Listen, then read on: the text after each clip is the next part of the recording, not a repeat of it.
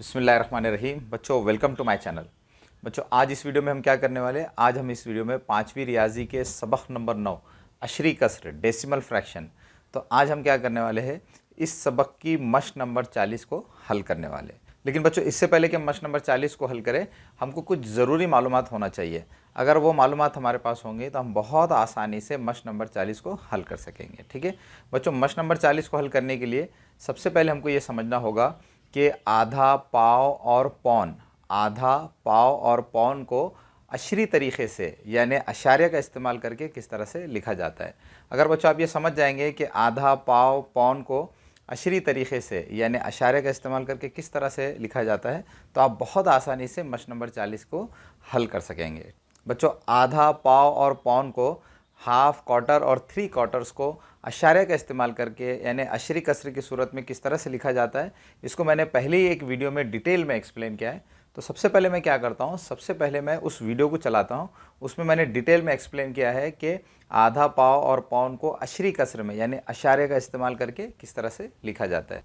तो बच्चों सबसे पहले आप उस वीडियो को देख लीजिए। अगर आप उस वीडियो को देख लेंगे तो आप बहुत आसानी से मश्क नंबर 40 को हल कर सकेंगे। ठीक है, तो चलिए सबसे पहले हम उस वीडियो को देख लेते हैं। तो चलिए बच्चों, हम इस वीडियो का जो आखिरी टॉपिक है उसको समझ लेते हैं। हमारे इस वीडियो का आखिरी टॉपिक क्या है, पाव, आधा, पौन, सवा वगैरह को अशरी कसर में लिखना। Writing quarter, half, 3 quarters and 1 and a quarter in decimal form.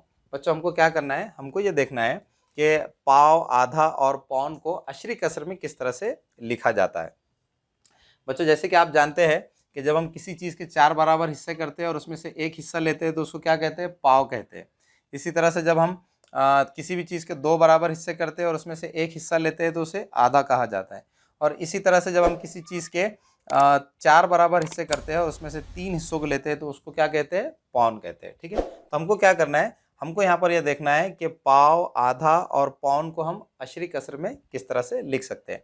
बच्चों पाव को आम कसर की सूरत में किस तरह से लिखा जाता है, तो चूंकि यहाँ पर 4 बराबर हिस्से किए गए और उसमें से एक हिस्सा लिया गया है, तो इसको हम आम कसर में, कॉमन फ्रैक्शन में किस तरह से लिखेंगे, 1/4। ठीक है, इसी तरह से आधा को अगर हमें कॉमन फ्रैक्शन में लिखना है, आम कसर में लिखना है, तो हम उसको किस तरह से लिख सकते हैं, तो यहाँ पर चूंकि 2 बराबर हिस्सों में से एक हिस्सा लिया गया है तो इसको हम कैसे लिखेंगे, 1/2।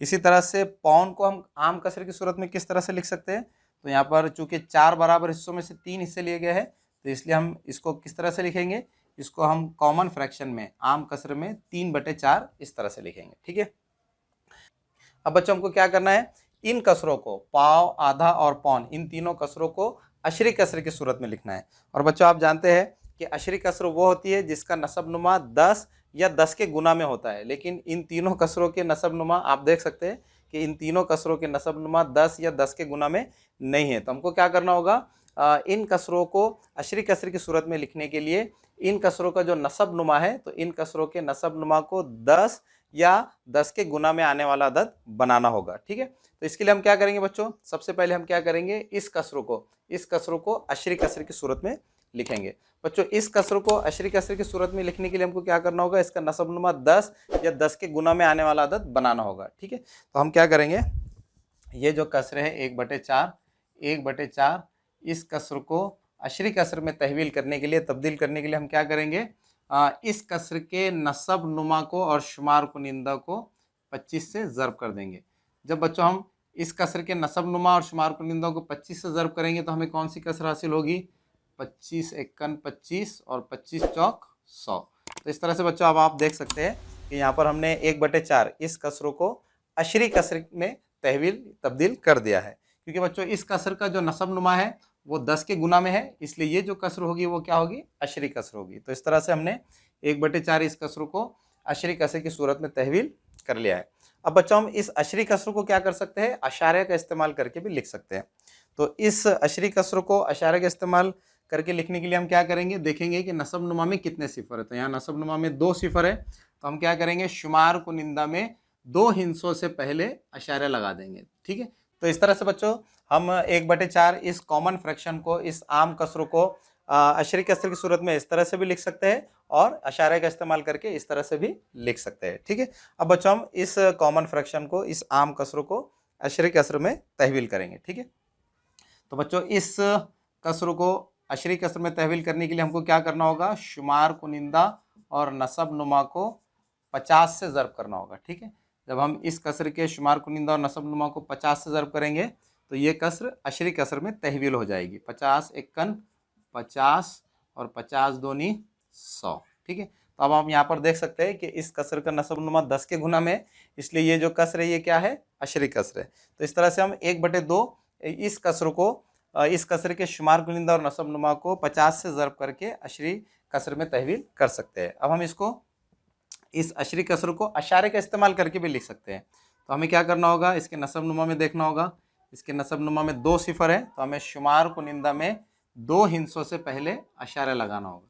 तो इस तरह से हम 50/100 इस अशरी कसर को अशारे का इस्तेमाल करके इस तरह से भी लिख सकते हैं। तो इस तरह बच्चों हम 1/2 इस कसर को अशरी कसर की सूरत में इस तरह से भी लिख सकते हैं और अशारे का इस्तेमाल करके इस तरह से भी लिख सकते हैं। ठीक है, इसी तरह से हमें क्या करना है, 3/4 इस कसर को अशरी कसर में तहवील करना है। तो इसके लिए हम क्या करेंगे, इसके लिए हम इस कसर के शुमार कुनिंदा और नसब नुमा को 25 से ज़र्ब करेंगे। ठीक है, तो ये कसर क्या बन जाएगी, 25 तिया 75, 25 चौक 100। तो इस तरह से बच्चों हमने 3/4 इस कॉमन फ्रैक्शन को, आम कसर को अशरी कसर में तहवील कर लिया है। अब हम इसको अशारे का इस्तेमाल करके भी लिख सकते हैं। तो इस कसर को अशारे का इस्तेमाल करके हम किस तरह से लिख सकते हैं, इस कसर को हम अशारे का इस्तेमाल करके 0.75 इस तरह से लिख सकते हैं।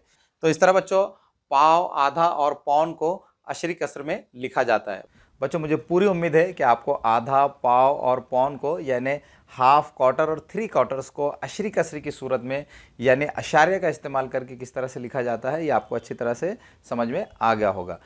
अब बच्चों हम क्या कर सकते हैं, अब हम मश नंबर 40 को हल कर सकते हैं। ठीक है, तो चलिए अब हम मश नंबर 40 को हल कर लेते हैं। बच्चों मश नंबर 40 में क्या सवाल दिया गया है, मश नंबर 40 में सवाल दिया गया है ज़ैल की कसरों को अशरी कसरों में लिखिए। ठीक है बच्चों, हमको यहाँ पर मश नंबर 40 में 6 सवाल दिए गए हैं, 6 ज़ैली सवाल दिए गए हैं, 6 सब क्वेश्चंस दिए गए हैं।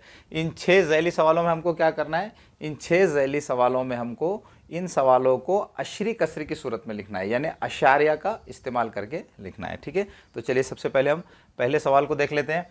पहले सवाल में क्या लिखा गया है, पहले सवाल में लिखा गया है 2.5। ठीक है, तो बच्चों हमको यहाँ पर क्या करना है, 2.5 को अशरी कसरी की सूरत में यानी अशारिया का इस्तेमाल करके लिखना है। ठीक है बच्चों, 2.5 का क्या मतलब होता है, 2.5 का मतलब होता है 2 और आधा। ठीक है, 2.5 का क्या मतलब होता है, 2 और आधा। तो इसको मैं यहाँ पर लिख लेता हूँ, 2.5 का मतलब होता है 2 और आधा को आम कसर की सूरत में किस तरह से लिखा जाता है, आधा को आम कसर की सूरत में लिखा जाता है 1/2। ठीक है बच्चों, अभी आपने थोड़ी देर पहले देखा कि आधा को आम कसर की सूरत में किस तरह से लिखा जाता है, 1/2। ठीक है, तो 2.5 का मतलब क्या होगा, 2.5 का मतलब होगा 2 और आधा। ठीक है, 2 और आधा को हम किस तरह से लिख सकते हैं बच्चों, 2 और आधा को हम इस तरह से भी लिख सकते हैं, 2 जमा 1/2, 2 जमा 1/2, 2 + 1/2। ठीक है, तो 2.5 को हम कैसे लिख सकते हैं, 2.5 को हम 2 + 1/2 इस तरह से भी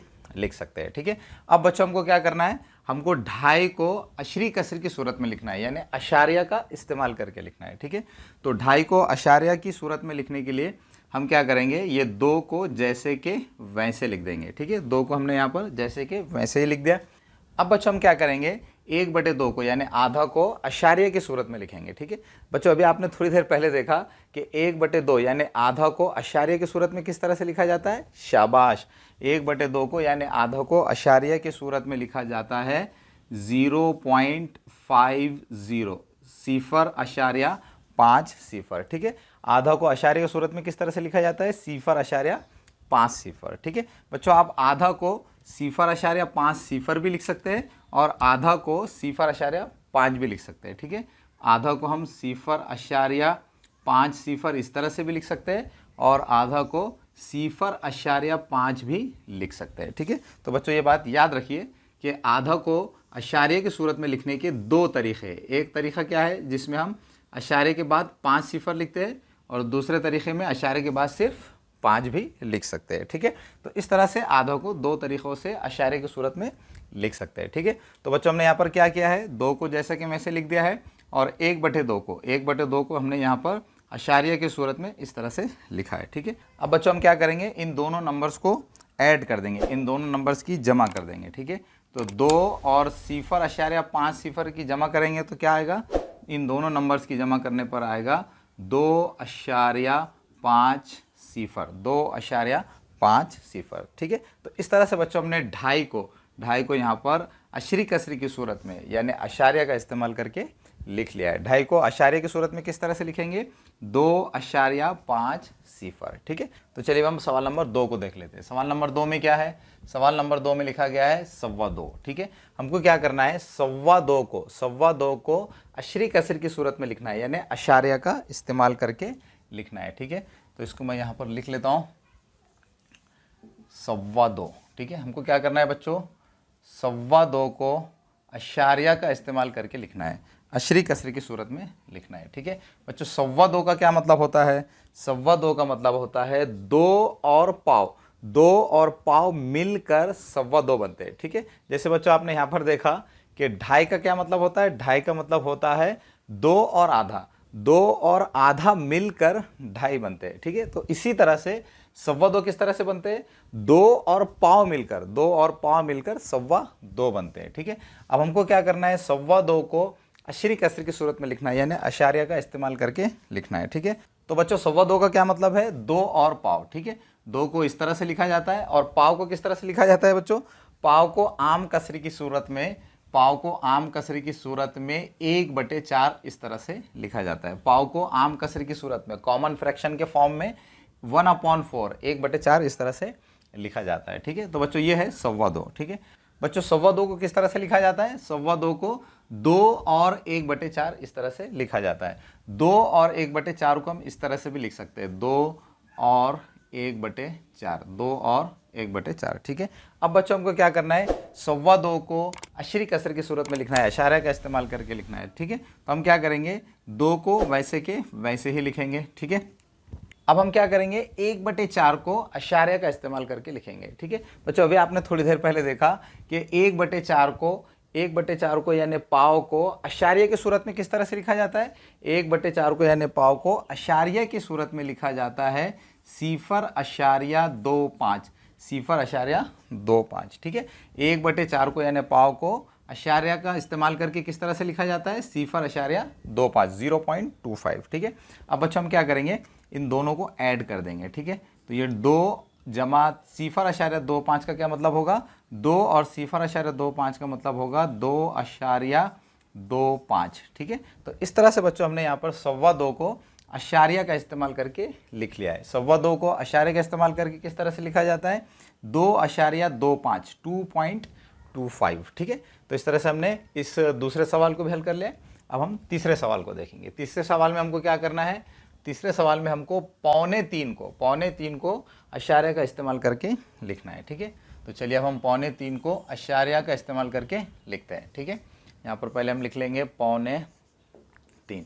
2.25 का क्या मतलब होता है बच्चों, 2.25 का मतलब होता है 2 और पौन। ठीक है, 2.25 का क्या मतलब होता है बच्चों, 2 और पौन मिलकर 2.25 होते हैं। ठीक है, तो 2.25 का क्या मतलब है, 2.25 का मतलब है 2 और पौन को आम कसर की सूरत में किस तरह से लिखा जाता है, पौन को आम कसर की सूरत में लिखा जाता है 3/4। ठीक है बच्चों, 2.25 का मतलब क्या है, 2.25 का मतलब है 2 और पौन। ठीक है, 2 और पौन को हम इस तरह से भी लिख सकते हैं, 2 जमा 3/4। ठीक है, 2.25 को हम इस तरह से भी लिख सकते हैं और 2.25 को इस तरह से भी लिख सकते हैं। ठीक है, अब बच्चों हम क्या करेंगे, 2.25 को अशरी कसर की सूरत में यानी अशारे का इस्तेमाल करके लिखेंगे। तो इसके लिए हम क्या करेंगे, ये 2 को जैसे कि वैसे लिख देंगे और ये पौन को हम क्या करेंगे, अशारिया का इस्तेमाल करके लिखेंगे। ठीक है बच्चों, पौन को अशारिया का इस्तेमाल करके किस तरह से लिखा जाता है, अभी थोड़ी देर पहले हमने वीडियो में देखा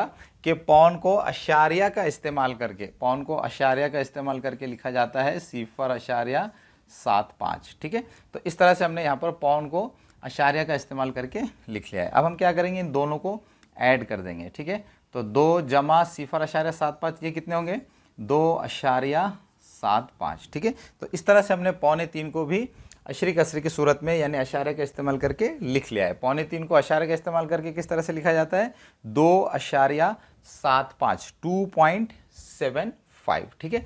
तो चलिए बच्चों हम सवाल नंबर 4 को हल कर लेते हैं। सवाल नंबर 4 में क्या दिया गया है, सवाल नंबर 4 में दिया गया है 10.5, ठीक है।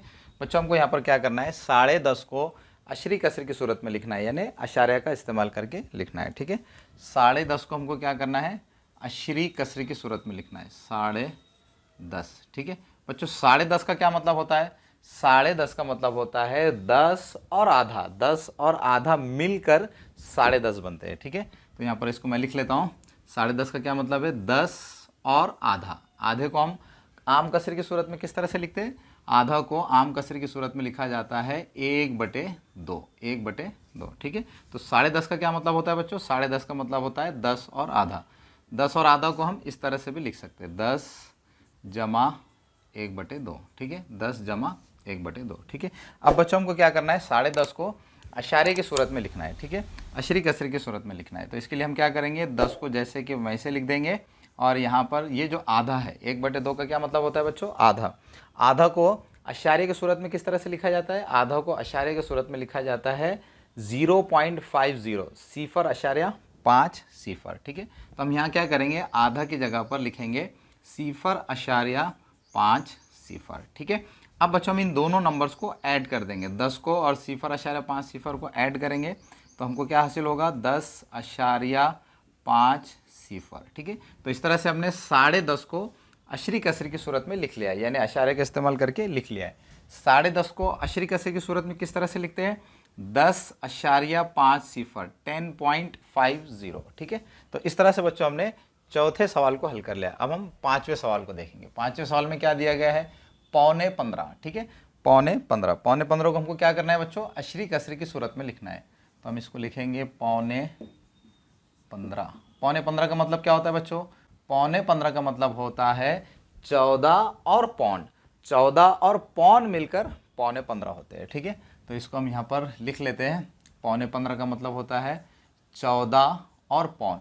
पौन को आम कसर की सूरत में किस तरह लिखा जाता है, पौन को आम कसर की सूरत में लिखा जाता है 3/4, ठीक है। तो बच्चों 15.15 का मतलब क्या होता है, 15.15 का मतलब होता है 14 और पौन, 14 और पौन मिलकर 15.15 बनते हैं, ठीक है। 15.15 को हम इस तरह से भी लिख सकते हैं, 14 जमा 3/4, 3/4, ठीक है। अब बच्चों हमको क्या करना है, 14.15 को अशरी कसरी की सूरत में यानी अशारे का इस्तेमाल करके लिखना है, ठीक है। तो इसके लिए हम क्या करेंगे, ये 14 को जैसे कि वैसे लिख देंगे, और ये जो पौन है 3/4 का मतलब क्या होता है बच्चों, पौन। तो पौन को हम अशरी कसर की सूरत में किस तरह से लिख सकते हैं, अशारे का इस्तेमाल करके किस तरह से लिख सकते हैं, 3/4 को यानी पौन को अशरी कसरी की सूरत में यानी अशारिया का इस्तेमाल करके लिखा जाता है 0.75, ठीक है। अब बच्चों हम क्या करेंगे, इन दोनों नंबर्स को ऐड कर देंगे। 14 और 0.75 को जब हम ऐड करेंगे, इन दोनों नंबर्स की जमा करेंगे तो हमको क्या हासिल होगा, 14.75, 14.75, ठीक है। तो इस तरह से हमने 15.15 को भी अशरी कसर की सूरत में यानी अशारिया का इस्तेमाल करके लिख लिया है। 15.15 को अशारिया का इस्तेमाल करके किस तरह लिखा जाता है, 14.75, 14.75, ठीक है। अब बच्चों इस मश्क का एक आखिरी सवाल है, सवाल नंबर 6, इसको हम देख लेते हैं, ठीक है। सवाल नंबर 6 में क्या है, सवाल नंबर 6 में दिया गया है 16.25, ठीक है। बच्चों 16.25 का क्या मतलब होता है, 16.25 का मतलब होता है 16 और पाव, 16 और पाव मिलकर 16.25 बनते हैं, ठीक है। तो 16.25 का क्या मतलब होता है, 16.25 का मतलब होता है 16 और पाव, ठीक है, 16 और पाव। पाव को आम कसरी की सूरत में किस तरह लिखा जाता है, पाव को आम कसरी की सूरत में लिखा जाता है 1/4, ठीक है, 1/4। बच्चों पौन को 3/4 लिखा जाता है और पाव को 1/4 लिखा जाता है, ठीक है। तो इस बात को अच्छी तरह से ज़हन नशीन कर लीजिए, ठीक है।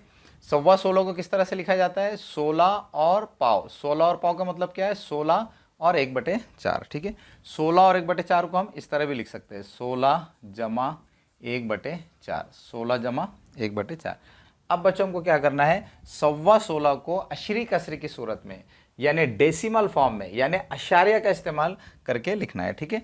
तो 16.25 को अशारिया का इस्तेमाल करके लिखने के लिए हम क्या करेंगे, ये 16 को जैसे कि वैसे लिखेंगे और 1/4 यानी पाव को हम क्या करेंगे, अशरी कसरी की सूरत में लिखेंगे, यानी अशारे का इस्तेमाल करके लिखेंगे। बच्चों पाव को अशरी कसरी की सूरत में यानी अशारे का इस्तेमाल करके किस तरह लिखा जाता है? पाव को लिखा जाता है 0.25। ठीक है, अब हम इन दोनों नंबर्स को ऐड कर देंगे, 16 और 0.25 को ऐड करेंगे तो हमको क्या हासिल होगा? 16.25। ठीक है, 16.25। तो इस तरह से हमने 16.25 को अशरी कसरी की सूरत में तहवील कर दिया है, तब्दील कर दिया है। 16.25 को अशरी कसरी की सूरत में किस तरह से लिखा जाता है? डेसिमल फॉर्म में किस तरह लिखा जाता है? 16.25, 16.25। ठीक है, तो इस तरह से बच्चों हमने मश्क नंबर 40 को डिटेल में समझ लिया है। मुझे पूरी उम्मीद है कि आपको मश्क नंबर 40 के सवाल समझने में बहुत मज़ा आया होगा। अब बच्चों आखिर में आपसे रिक्वेस्ट है कि अगर आप हमारे चैनल पर नए हैं तो हमारे चैनल को सब्सक्राइब कीजिए। अगर आपको हमारे वीडियोस पसंद आ रहे हैं तो हमारे वीडियोस को लाइक कीजिए और दूसरे बच्चों को भी शेयर कीजिए ताकि आपकी तरह दूसरे बच्चों को भी फ़ायदा हो सके।